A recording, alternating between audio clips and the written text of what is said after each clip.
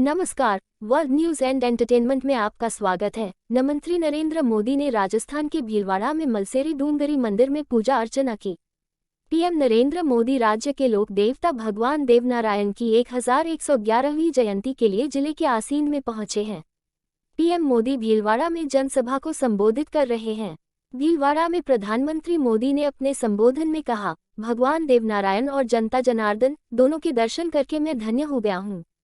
देश भर से यहाँ पधारे सभी श्रद्धालुओं की भांति मैं भगवान देवनारायण से अनवरत राष्ट्र सेवा के लिए आशीर्वाद मांगने आया हूँ। उन्होंने कहा, भारत के हम लोग हजारों साल पुराने अपने इतिहास, अपनी सभ्यता पर गर्व करते हैं। भारत को भौगोलिक, सांस्कृतिक और सामाजिक रूप से तोड़ने के बहुत प्रयास हुए, लेकिन भारत को कोई भी ताकत समाप्त नहीं कर पाई। उन्होंने आगे कहा, भारत केवल एक भूभाग नहीं है बल्कि हमारी सभ्यता, संस्कृति और संभावनाओं की एक अभिव्यक्ति है। आज भारत अपने भविष्य की नींव रख रहा है। इसके पीछे जो सबसे बड़ी प्रेरणा है वो प्रेरणा शक्ति हमारे समाज की शक्ति है, जन जन की शक्ति है। पीएम मोदी ने कहा, श्री देवनारायण जी भगवान ने समाज में समरसता के भाव को फैलाया, समाज को एकजुट किया, एक आदर्श व्यवस्था कायम करने की दिशा में काम किया। यही कारण है कि समाज के हर वर्ग में उनके प्रति श्रद्धा और आस्था है। इसलिए भगवान देवनारायण लोकजीवन में परिवार के मुखिया की तरह हैं। उन्होंने हमेशा सेवा और जन कल्याण को सर्वोच्चता दी। पीएम ने कहा, बीते 8-9 वर्षों से देश समाज के हर उस वर्ग को सशक्त करने का प्रयास कर रहा है जो उपेक्षित रहा है, वंचित रहा है। भगवान देवनारायण ने जो रास्ता दिखाया है वो सबके साथ से सबके विकास का है। आज देश इसी रास्ते पर चल रहा है। उन्होंने आगे कहा, पिछले वर्ष स्वतंत्रता दिवस के अवसर पर मैंने लाल किले से पंच प्राणों पर चलने का आग्रह किया था।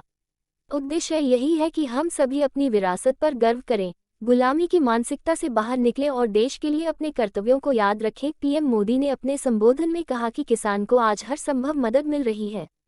छोटा किसान कभी सरकार की मदद के लिए तरसता था, उसे भी पहली बार पीएम किसान सम्मान निधि से सीधी मदद मिल रही है। भगवान देवनारायण ने गौसेवा को समाज सेवा और सशक्तिकरण का माध्यम बनाया था। बीते कुछ वर्षों से देश में गौसेवा का भाव निरंतर सशक्त हुआ है।